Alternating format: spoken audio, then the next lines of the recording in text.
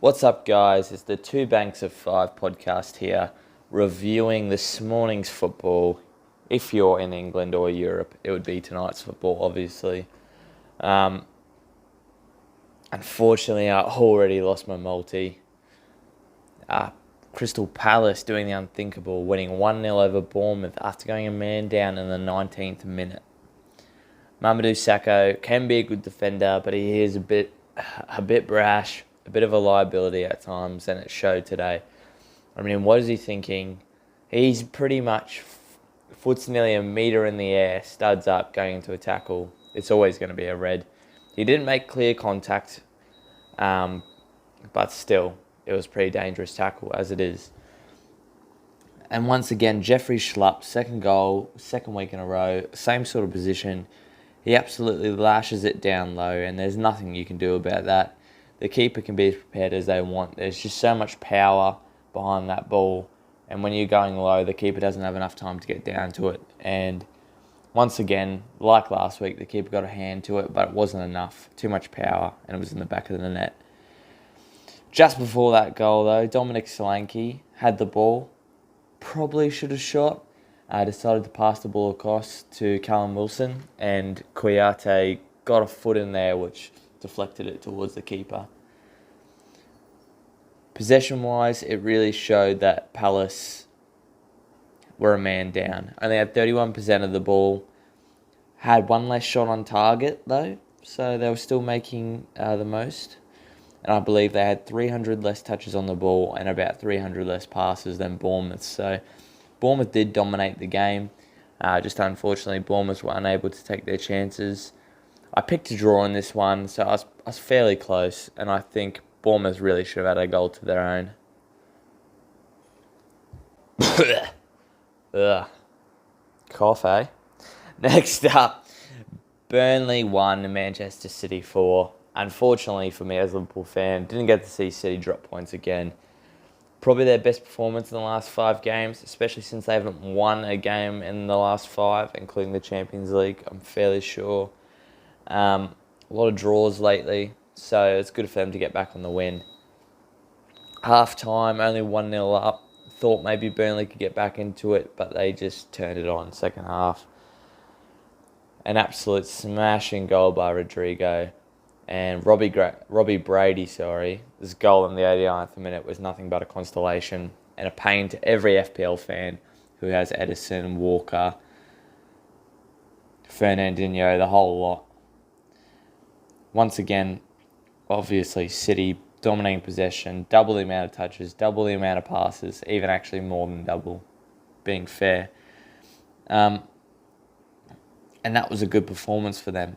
Obviously, away at Burnley is a tough game, but I think, and that's after watching Liverpool play here not long ago, I think City and Liverpool are just too good for Burnley now. I think they're not going to slip up there. And it is a tough ground, but I think they're just a class above, and the Burnley home support just doesn't have the effect. And unfortunately, City were too clinical tonight, and Burnley just, I think, you've got to sit back against City, but the luck just didn't go their way today.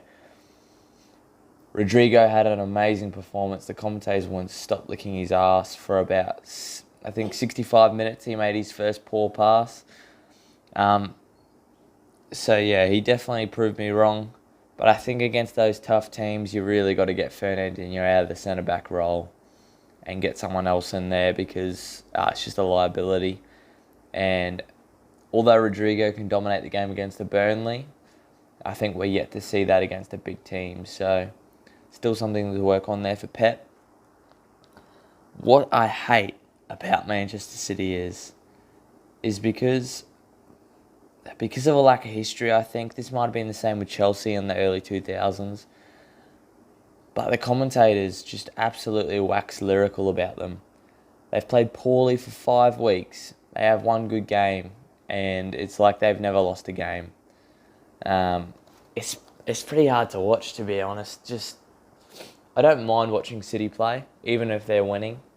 They play great football. It's good to watch. I just think the commentators are a bit overbearing when it comes to their performances. They were calling, saying unbeaten runs, all this sort of stuff. And yeah, they've had one good performance, but they've been pretty woeful compared to the past seasons so far. I think it was Don Hutchison. Or maybe it was Chris Sutton, absolutely licking their asses. So that happens, and I honestly think that's because a lot of these pundits, when they were playing, City weren't as big of a club. I don't know if they were in the Premier League then, or they were in the lower divisions. And basically, they don't have any hatred towards them like they might Liverpool, but definitely nowhere near as much hatred towards Manchester City. And I think year on year they'd be happy to see City win if it meant Liverpool not winning the title, to be honest. So yeah, it's definitely hard to watch City play if they're playing like that. But again, good win, good to get up. Tuesday night game at Burnley is never easy. And it puts a bit of pressure back on Liverpool to win tomorrow in the Merseyside derby. It's on them. Also, Leicester City, bit of pressure on them to beat Watford. I think, even though Leicester are being talked about as title challengers, I honestly think if they lose one game and if they don't pick up points against Watford, people will already be calling for their head. So, that's football. That's punditry. Just hoping tomorrow for a Liverpool win. And hopefully the rest of the bets come off. All right. See you guys.